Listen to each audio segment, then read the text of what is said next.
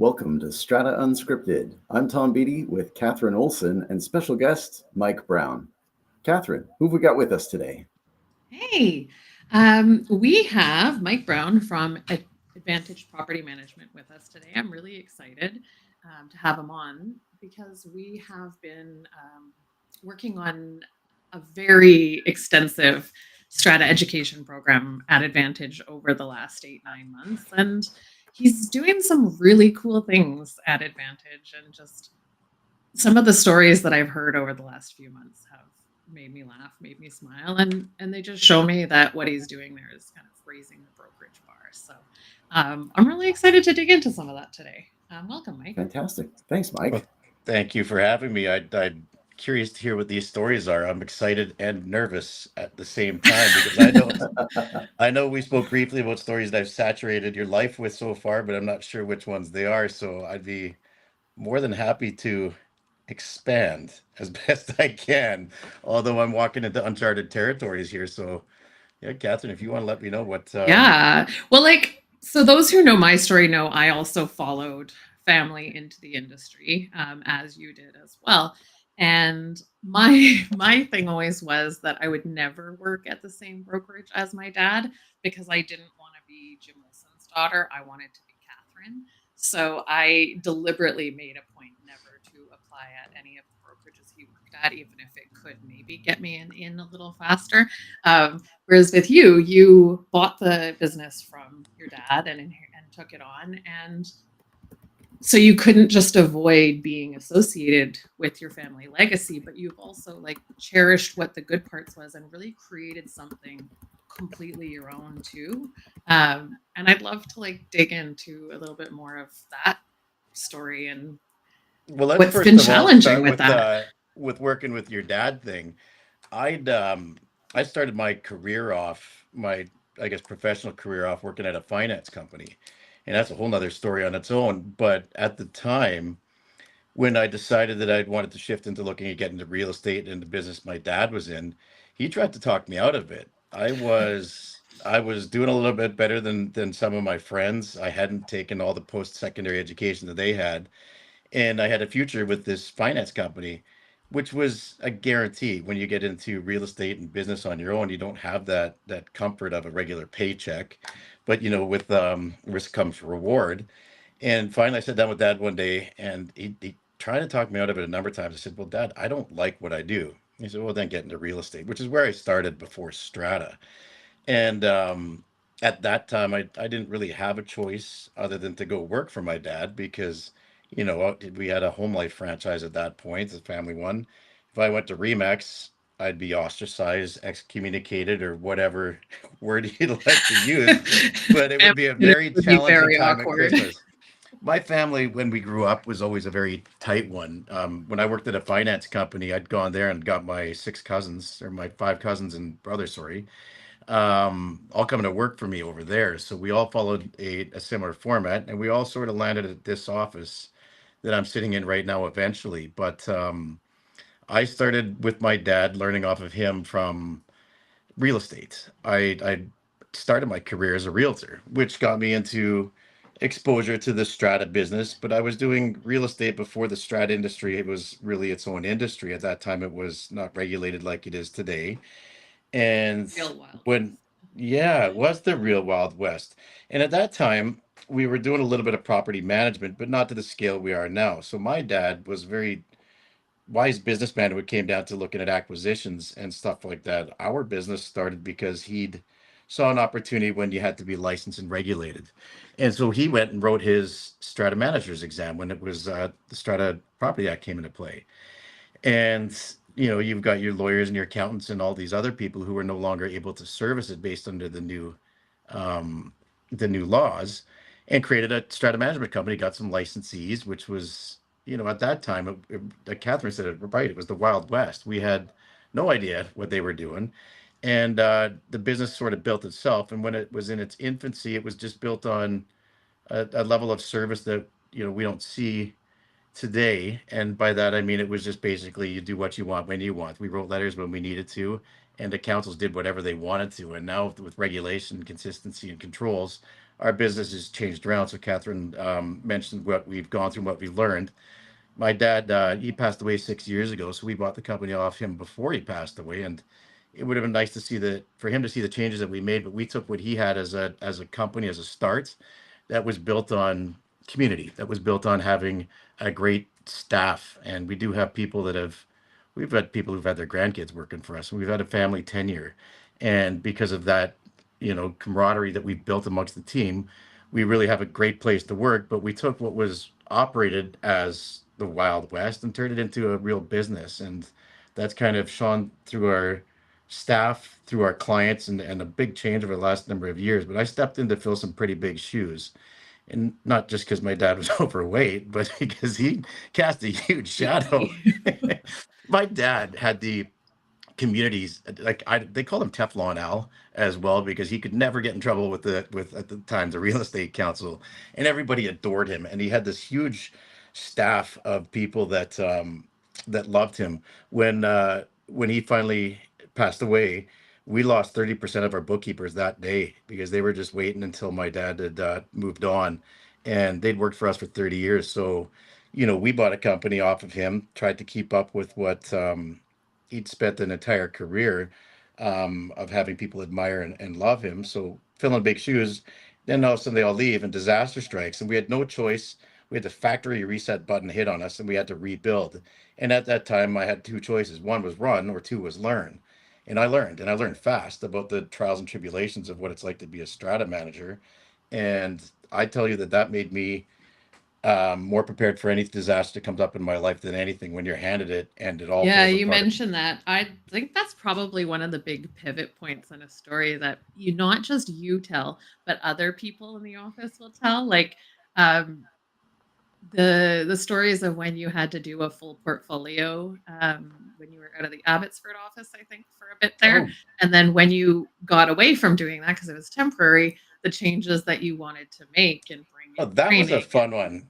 Yeah, So I'd the, love to the hear about that a Abbotsford, little bit. so the Abbotsford, we have an Abbotsford location and a Chilliwack location. Chilliwack's head office. We decided in our Abbotsford office, where we have two other partners, that we'd like to endeavor a strata management company, which is a tough thing to build up, as everybody knows, from ground level. And because it's a different brokerage, we can't use the Chilliwack office as sort of the fallback for guidance and stuff we need for licensees to do because of regulations. So we start a Abbotsford office, and I had some competition I was friendly with, and we acquired their company, of which at the time we decided to split between Abbotsford and the Chilliwack office. And Chilliwack being experienced, we took it and impacted it into our staff there. Abbotsford, we started fresh. Well, 2 weeks before our doors opened, I get a phone call from one of the people who was going to come work for us. And he says, "Hey, I'm not going to come work for you guys. I got a job closer to home." Now, keep in mind, this is right when COVID's wrapping up, and at that time, everybody could work remote, and their clients were forced to have them work remote because you couldn't meet in person. Yeah. A week before we take the portfolio over, and we've already sent all the letters out to our clients, the other lady that was going to come work for me phones me up and says, "Hey, by the way, I'm not going to come work for you because I got a job in Richmond." She ended up giving us a month, but at Oh that boy. time, we couldn't find licensees because this industry's been plagued with population problems. We don't have enough people to Yeah. service Yeah, just the as an industry. interjection, the Yeah. BCFSA hasn't dropped their numbers in 18 months, and I'm pretty sure it's because the licensee numbers have gone down quite Yeah. significantly. So I um, wouldn't doubt it as well. I it's mean, existed throughout history, this like up down pattern, as you say, for sure. yeah, it is. We'll touch on that too because we've got some points in there. But yeah, so also I'm handed a portfolio, and my skill set's been in management at a more senior level, which is helping and being a bit more behind the scenes stuff. And then I'm thrown in to do everything as a strata manager, except at this point I'm doing two portfolios, two full-time portfolios, of which experienced and full-time people were coming for. And that's not the first time I've done that. But at that time, I'm running two real estate offices. I've got a mortgage brokerage company, and I'm still selling real estate. Plus, I'm doing the managing broker for the other office. And it was a little bit too much of an overwhelming experience for me, which was one of the things that I've learned in this industry that happens to people because it happened to me, and this wasn't the first time. We got a big burnout ratio, as we know. You just talked about the numbers not going up. We don't have the properly trained people in the industry to service the needs that the growing needs happen to be in this industry. So at this point, I'm thrown into a massive portfolio, which is unsustainable, and it was another learning lesson point for me in what we actually ask people to do. And I've seen that problem happen throughout the throughout our communities where somebody comes, hey, I got a strata manager's license. They go get a job at XYZ strata management company, and XYZ company says, well, here's your portfolio. Good luck. And Johnny, who was just running it, quit because he couldn't handle it anymore. And then that becomes a perpetually placed problem. And I didn't ever want to see that happen to anybody again, let alone myself. So, that was one of the weird situations where it was unavoidable. However, it was completely unavoidable if we didn't go and endeavor to build a new company and do it with people that weren't already working for us that we'd had it on. And there's nobody to blame there. I'm still friendly with everybody. It's just they've got life circumstances that wasn't local, and I can completely understand that. But there's a number of things that you get takeaways from those experiences. And one is anytime that you upset somebody, you can always fix it with a phone call or with some effort and stuff like that, because there's time. People are people. We get thrown into these things, and if you communicate it, it's it's gonna have a lot more value.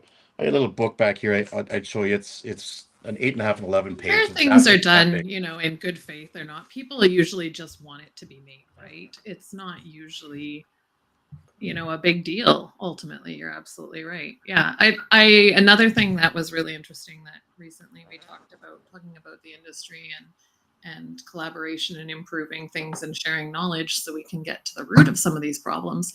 I thought it was funny that you had said you had reached out to a lot of other brokerages, smaller brokerages, mid-sized brokerages in the valley when you were starting out more on the strata side to say, hey, happy to open up my doors and let's share information and I'll let's help each other. And you are always so diplomatic, Mike. I have to say the way you worded it was a lot nicer than how I would have said it, but you're like, well, I didn't make many friends, unfortunately, aka everyone is very siloed Well, and it they is, and don't want to share.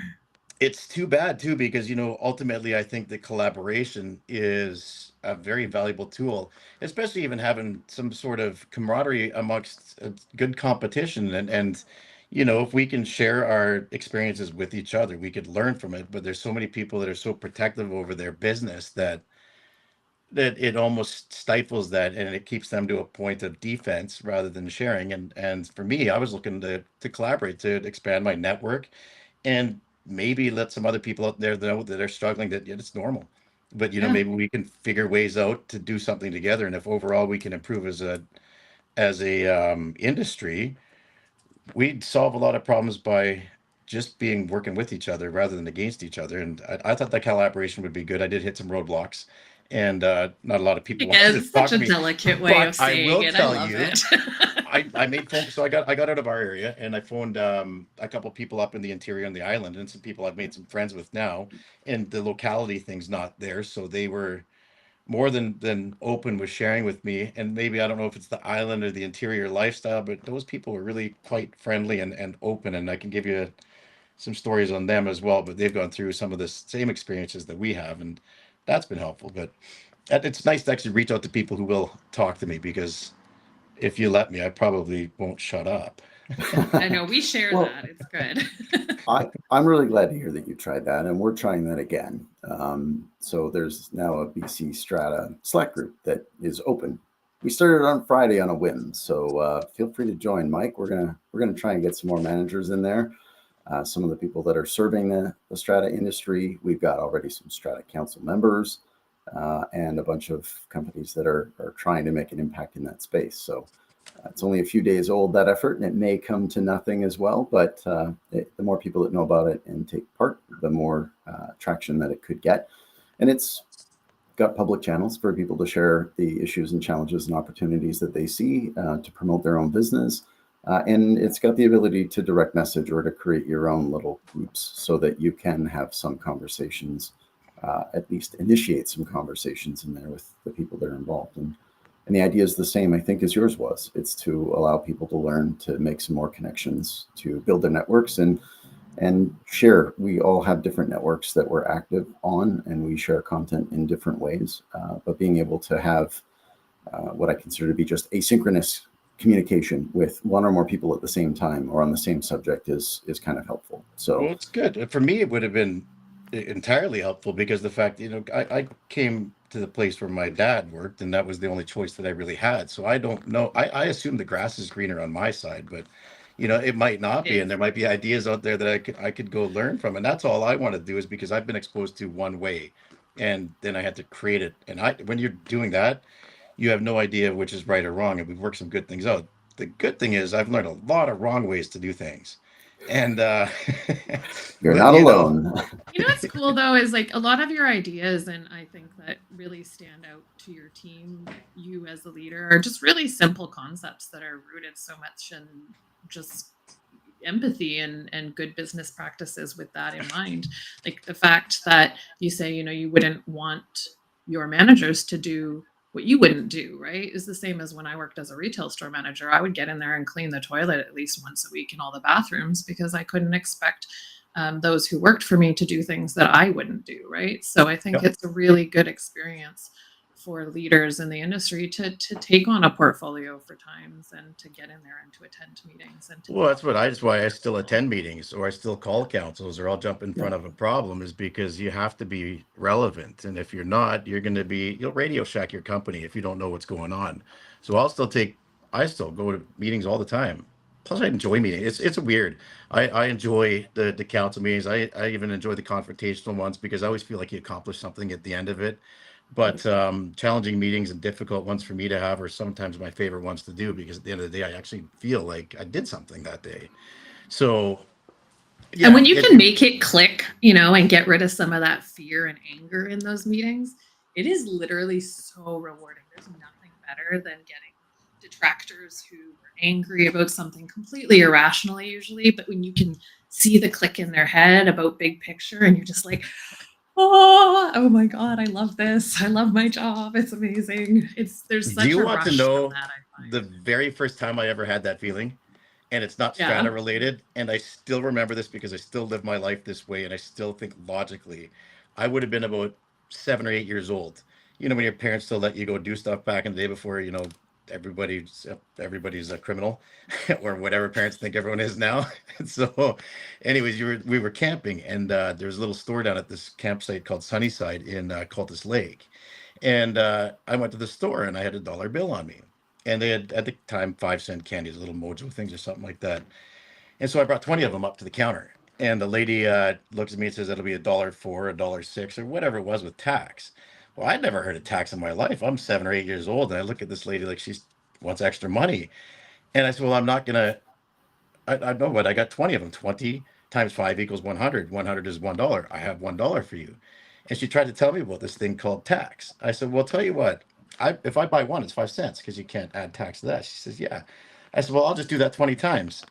And she gave me my 20 candies and I walked out of that store and I felt pretty proud of myself because I got the 20 candies instead of the money she wanted to take from me to give to the government or something like that. And I'll never forget that. And I don't know if she kicked in the 20 cents for me or rung them through or whatever the numbers was, sorry, at that time. But I remember walking away thinking I logically went through something and solved it. And at that time, I felt pretty good because I walked out with the outcome I wanted, but I couldn't understand what they wanted. And I still will remember that feeling that I got. And there are times that you just mentioned when you have that, and that was my first time I think I ever really felt something successful in the financial world, and I still remember that. That's cute. If only we could all do all of our bills with nickels and If have it not round only. up to the next penny, right? Well, that Yeah. being said, I mean, not splitting nickels here, but another thing that you've said in meetings or in managers' meetings in front of the entire team, you have made statements like, I want to be the best compensated, best trained, most well taken care of team in town. I'd love to hear kind of the vision and the like what gives you like that power to make statements to your So team I'm like going to say that? something, and I don't want it to sound like it's bad, disingenuous, or anything like that. But I believe that I have a product that we're selling here. But my product is people, and I don't want to say that I'm selling people, but it's what they can provide, which is a level of service that happened when I first bought this company. You would have heard me walking around saying I want to create a better overall customer service experience. And that sort of evolved into, we've changed this corporation to a community, I really believe. But I I've seen this industry and lived it where we've rocked into the problems where I've basically what I've done is I've seen the things why people burn out. I've seen why people are angry, like clients. I've seen why people don't enjoy their job, and I want to provide an environment where people want to come to work and a experience where people want to buy our product. And I truly think that we have sort of an underpriced industry at this point to allow compensation to Yeah. people for what they demand out of the managers. I understand people on the other side can't always see that because they've been locked into a contract, and that's been something that's been built 15 years ago and pricing wasn't where it is. I believe that there are people that value better service, and it's challenging to say the best clients that I get. Not challenging, but it's too bad. The best clients that we have, the ones that are the most loyal, the ones that are willing to pay the price, and the ones that actually appreciate what we do, are the ones who've failed somewhere else. We pick up the pieces to show them what management can be like, that like mindedness where I want to provide the best, and the people who now expect something better create the symbiotic relationship where they're willing to compensate our staff for a little bit more. But I believe that every year we want to get better. We've now got educational director. We've got roles that didn't exist in the company before, and I know other companies don't do, because I want to do something better. I want people to rely on us, to know that we're knowledgeable experts. I want to have the best trained people in the industry because I want to charge the most money.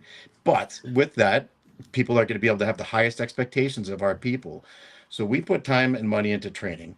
We get people who are experienced, who cannot have the burnout they're going to feel somewhere else where they don't have that support. They got a team of people working with them and behind them that's going to support them every way, even through the difficult times. People who understand that there's an open door policy that they can come to. And this whole experience from internally creates a safe work environment for people, which we also do provide. No bullying, no harassment, none of that stuff. It's not tolerable, it's not acceptable. But we create a better person and a better employee out of it. And that bleeds to our clients. So I have some high expectations from our staff. But what that does is it creates tenure. Every time that we are able to charge a little bit more money, we put that money right back into the company, either into innovation, technology, or more staff. And that's just to continue to create a better experience, because I think it's not something that happens overnight. We're not going to be out flashy advertising around, but what will happen, people will hear about it. And the more consistent we are in that approach, more the people are going to seek us out.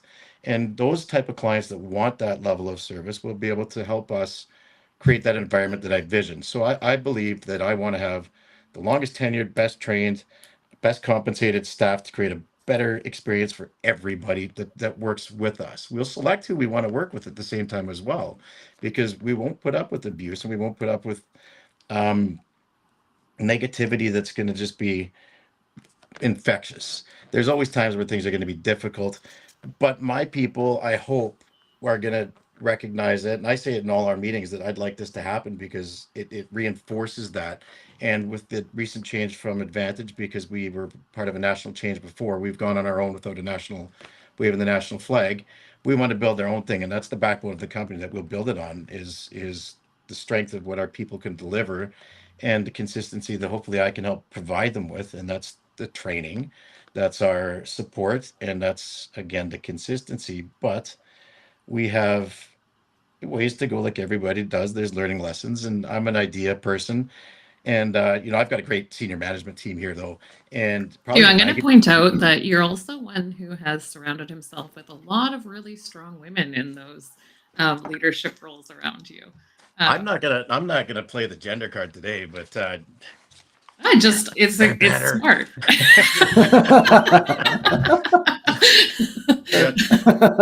No, I we really ha- like I that. I think a lot have of you know what, I have a great senior management team that I admired, and our relationships growing outside of work as well. Like, these people have become my friends, and no matter which way the cards fall at this thing, and if we're doing this for another 20 years or another 40, or if they'd moved on or retired, whatever they did, they're my friends for life. And that's just because they've got similar ideas and this, it's great to have people that support the vision, because without that, it doesn't help.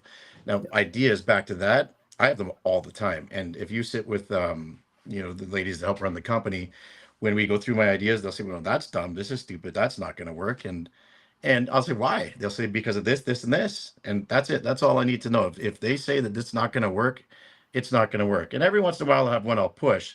But I put these people in place because I trust them and unconditionally believe that their decisions, when they have them, will be supported as well. I mean, I have a direction I'd like to go in, and I have a place that I want to be. The journey there is always going to be staggered, and I have ideas, and if they don't work, they don't work. But I'm not going to stop spitting them out, because I'll take it on the chin every time. I don't mind having a bad idea as long as I keep them coming, because every once in a while I have a golden nugget. And well, I think overall you've got the right strategy. You've got a good team in place. You're able to test ideas. You're able to get that feedback. And I like that you're not trying to create a race to the bottom. This is not a matter of trying to win clients and cut fees. You're trying to deliver better service. Better service commands a higher price, especially in a province where the service level and the price paid is too low overall. And that creates a real window of opportunity for those that are differentiating themselves like this. It does, and it's great that you say the race to the bottom, because that's something that's been echoed around here quite a bit, and that's not the fight we want to fight. It's a losing battle for everybody. And so here's back, just to dial you back a couple of years when we bought the company. Speaking of the Wild West days, Catherine mentioned at the time, the company was ran in, our managers were in charge of their own destiny, meaning they did their own pricing and they picked up their own portfolio. So it was a little bit more entrepreneurial in spirit, less corporate. But what that caused is an issue, because the strata managers usually came to that environment not from sales. And trying to get a person to increase their prices is a challenge, because sometimes people don't like to charge more money, especially when they feel they haven't really done, deserved, or whatever they've got it. So they had two choices: one, increase your fees, or two, get more clients. And majority of people opted for number two, because at the time, in an industry where it was flush with opportunity and people who needed management, they'd go get another strata. But every time they did that, it diluted their time a little bit more. And so, sure, their paychecks would go up, but the available time they had to their clients went down, and it caused a cycle of disappointments. And that was something I wanted to get away from. And we've done a pretty good job. We've turned this whole thing around in 5 years, and hopefully are setting some new industry standards. But you hit that on the nail with that race to the bottom thing. And because when you raise the price to the bottom, the service goes down. And people cannot have that now. I mean, when I started in strata management, I think your average condo, I don't even know, would it be worth 100 grand or something compared to the 450 or whatever it is now for the relative numbers out here. So that's a substantial investment now, and I think we owe it to our clients, and it's our duty to protect that for them. And giving substandard service is not going to be that, not not going to do that. No, there are more available channels of tools and resources for owners to self-educate and self-serve. Yes, because we're kind of going back that direction. I feel like, where we're overloading managers again, thinking that other tools will help take the workload away from them. But because there's so many available answers for owners, they don't know which ones are the qualified ones. And what it's actually well, what it's creating is more channels of tools for owners to reach their strata managers. And actually, because the cost of all of these properties is going up, this investment is worth so much more to them. And we've talked about this on Strata Unscripted before, Thomas. You've talked about it with other people. That emotional connection to someone's home is so strong. And if you say not just their home, but their largest asset that represents more than they'll ever have in their life, hundreds of thousands of dollars, people feel so strongly. They want to know that it's being done right, and it's a little chaotic out there right now, I gotta say. It's chaotic. It's difficult. We've had some conversations as well about those that are complaining within their communities, and often those that are quite loud are loud because they care, and they just feel like they can't do anything about it. And so creating that engagement opportunity with them, allowing them to attend strata council meeting, allowing them to see the process and understand what it is a greater deal to can sometimes activate that energy and turn it from something that can be quite divisive or negative into something that might start to become a force for good. And that I think is also helpful, because strata managers spend a large amount of their time dealing with those that are very loud and or very unhappy, and they just are much more effective at doing what they're doing if they're not stuck in that type of firefight and correspondence. Yep, I agree. Catherine, I just realized you have Strata Gal as your title on there. I just read that. I like Yes. that. Yes. She's become my alter ego now. I So, don't know what I'd do without her. It well, gives me a focused way for all my strata nerdness to come out. So, yeah. I have a story, if you'd let me indulge you, about one of our stratas that we ran years ago, and this is one of the things that just reminded me of a rewarding experience when you see people being people. Because one of the things that we have, we've got bylaws and we've got things that people have to follow, and our job is to, of course, guide people and guide our clients into making the right decisions. And I will never forget this, when the Strata made a decision that wasn't enforced by the bylaws. We had a lady who was in her 90s, and she'd lived at this place for 40 years. And she had a Bichon Frise, if we know what those are. Well, she'd take Little her little fluffy Bichon, dog. Yeah. she'd take it for a walk to go do what dogs do, and then and you'd see her out again in another 20 minutes taking the dog for a walk again. Well, they discovered that she had two Bichon Frises, and they only allowed one dog there. And it was probably the biggest crime this lady had ever pulled off in her life, was sneaking an extra dog in there. And the council at the time, of course, there was no complaint or anything like that, but everyone held a blind eye to it in the whole community. And these are the type of things in the stories that I remember sometimes, where it's great to know that still there are people that are people. I'm not suggesting that we break bylaws, but when you have a community that you recognize actually comes together and lives and thrives as a community, that is another one of those things that makes this job a little bit more rewarding, rather than just all the difficult times that we see.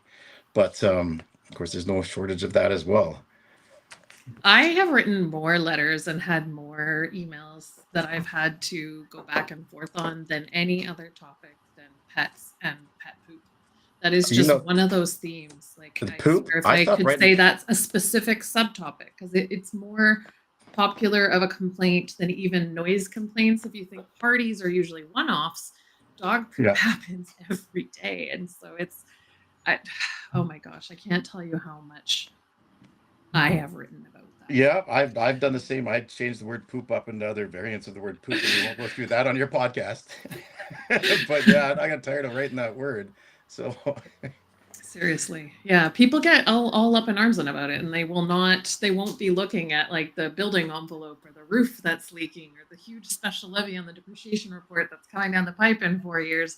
But they are super mad about their neighbor's dog and that dog. well, my neighbor's dog last night. My neighbor passed away about 6 weeks ago, and his kids are. I think it's the kids there, anyways. Are there with a dog that barks, barks, barks, and so this 2:30 in the morning last night, I went and shut my windows. I'd never shut my windows, and when I went back to sleep, I just thought I'd let you know that the territories in Canada, in my dream, unregulated strata and property management, so you no longer needed to be licensed. And I spent the entire rest of the evening dreaming about being worried about the business that we were going to lose, because my licensees would be fighting people that weren't licensed anymore No, that in is northern literally my worst nightmare that you just in northern described. Canada, where we have no business and we're not licensed to do it anyways. But this is No, so that's yeah. not happening. That's No, not seriously, happening. I would We wake up in a panic if I had that dream that like they just I changed did. it. I'm like, oh my God. I'd be like cold sweat, like, oh my God. But So every you once in a while guys, you'd like a little break from it.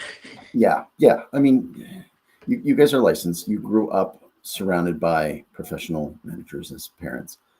I walked into this industry like some kind of sucker, and and don't have a license. I'm not doing license services. I can't be in that business, but that's not going away. Like the tendency is always towards more supervision and more regulation and more education, which is great, because currently you've got a situation with 13,000 stratas, 35,000 if you count the ones that are less than 5 units, and they're all being run by Strata Council members that are volunteers that may or may not have the right mix of skills to be managing the asset that they're For responsible the right for. reasons for being there.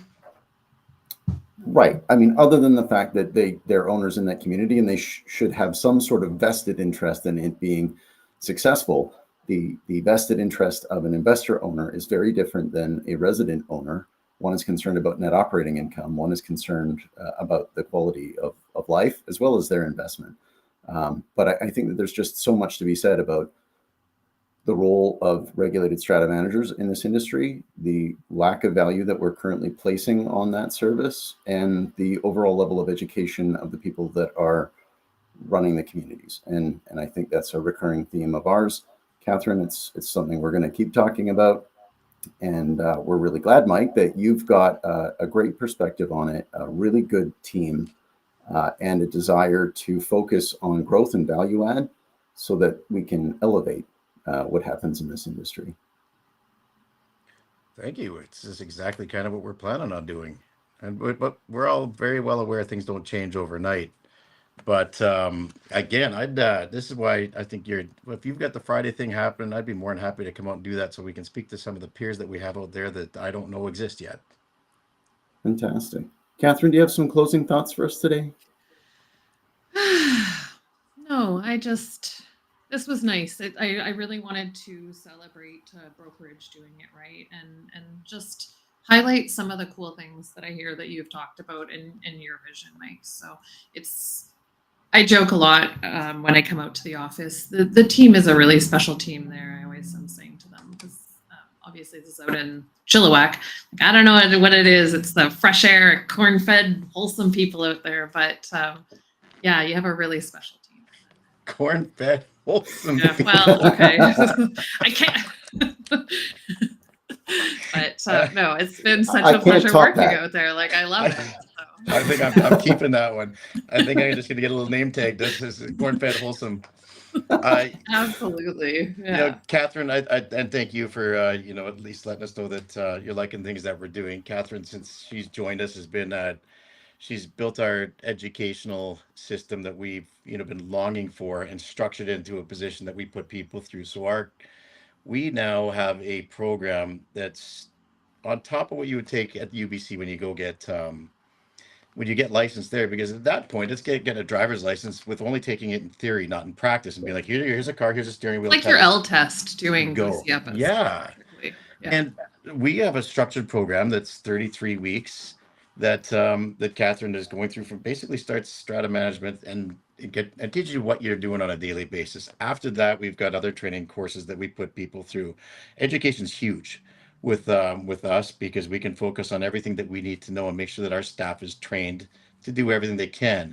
And the best thing is if they can't figure it out, we have a huge network of collaboration here. We've got a big group of managers and we've got an array of personalities, which is super beneficial when we've got clients that we need to sort of mirror the theme of their community with, because there's times where you have councils. Well, you're totally niching out the team. Yeah. Developing little skill set things. Like we just finished Spa 101 deep dive and I love it. Like I just put to Mike, I'm like, how about RISA next? We're going to do RISA 101, but in a 6-week course. And he's like, he didn't get back to me, but then he sent around a newsletter to the entire team that's like, we're starting RISA 101 in a couple weeks. I was like, great. I guess I got the go ahead for that. Love it. Like that's the level of trust is he's just like Catherine said, this is the next thing. And I'm putting it in the newsletter now. So now it's out there in I feel like that speaks volumes to what like the level of trust you have with your leadership. If you can't trust the people that you're working with, or if we need that trust in place, otherwise the business doesn't work. And I've seen lots of businesses. I'll give you an example. I got a friend that has a business, and he's one of these guys that has to have his hands on everything, and it has slowed him down over the years because he can't trust other people to do the even the stuff that doesn't take the skill set, because he just has to have that level of control. My personal level of control or professional level of control is the trust that I can have control over, and I have that 100% with people, and I'm fully aware people make mistakes. I make them all the time, and I'm happy to, because I learn from them, and that's all I expect out of other people too. When a mistake happens, as long as it's not intentionally made or you're not doing it because you're not paying attention or something like that, it's just stuff happens. It's life, and we are in an industry where you can't predict outcomes. As much as I like to pretend that we are proactive people, we're reactive people in most scenarios and most days. Because proactive, you come in and plan. We come in, sit down, all of a sudden, why do I have 400 emails? And then the day starts. So yeah, anyways, Catherine, to toot your horn as well, you've done a very good job at building everything that you've done. Everything's professionally laid out, by the way. Our programs, when you look at our training, it looks like a BCFSA course. It looks like something that somebody has put I together don't from a think the regulatory standpoint. BCFSA would have Shakespearean English pirates or a school Oh, hey, by the way, I thought song Catherine, about forms though. So I hopped into a meeting Catherine was putting on a little bit late, and I'll admit I didn't read what was going on, and I sent a message to the managing director of our Strata division. I'm like, why are we talking like pirates? And I thought we were doing a pirate theme, and Catherine was just doing old no, it's English, Shakespeare, Mike. Shakespearean, Shakespeare. whatever. I thought we were pirates for the day, and I couldn't figure out. Anyway, so now lesson learned. Read, read what we're going to be going through that day before we go through it. We've had a lot of fun, and I don't think that I would have been able to create this kind of training in the past without the kind of leader who sees the big vision and then puts the people into the places they need to and then lets them do it. Like even the other day when we were chatting about something to do with a new policy around something, and you just said to one of your other leaders in your team, yeah, I don't need to get in there too many cooks in the kitchen. You just flesh it out how you want it and come back to me and I'll just take a quick look and that is fine. Like you're good. And just the way that you let us know, yeah, no, I trust you in front of, like this is clearly in front of the entire team. There's no secret conversations. There's direct communication. You trust your teammates, and we all know where we stand in that team, which is really cool. Like you give for sure. You can be straight sometime. The other day we were chatting, and I was going off. Like to be clear, I know I was going off, and you're like, Catherine, shh. And I said, no one else could have done that without getting a withering look. But I just started laughing because, like, that's how you are. You'll tell it straight, but you also give praise where it's due. We flex sometimes, but you're also full of kind words. I'm extremely proud of what we've done here in a number of years, and I've been very, very well aware that I couldn't do it alone, and I couldn't have done it without the people that we have. And this is one of those things that is helping me realize that vision, is understanding and seeing the fact that we are now attracting a higher caliber of people, and that helps us continue that service. So I mean, the whole thing is kind of it's growing on its own because of the fact that we started with an idea and haven't stopped since. So I'm happy to hear that form a feedback. virtuous cycle, and It does. and I'm glad to hear that. Well, it's good because we've gone down the other road before too, and that's not a good thing. It's just I have a hard time staying negative for very long. So yeah, this has been a nice little fun experience here too. So I'd like Wonderful. this hashing out. Thank you, Mike. We'll have you back, maybe dressed up as Jack Sparrow and putting on your best pirate accent. Catherine, thank you so much. Yeah. We'll do this again soon. Thanks, everyone.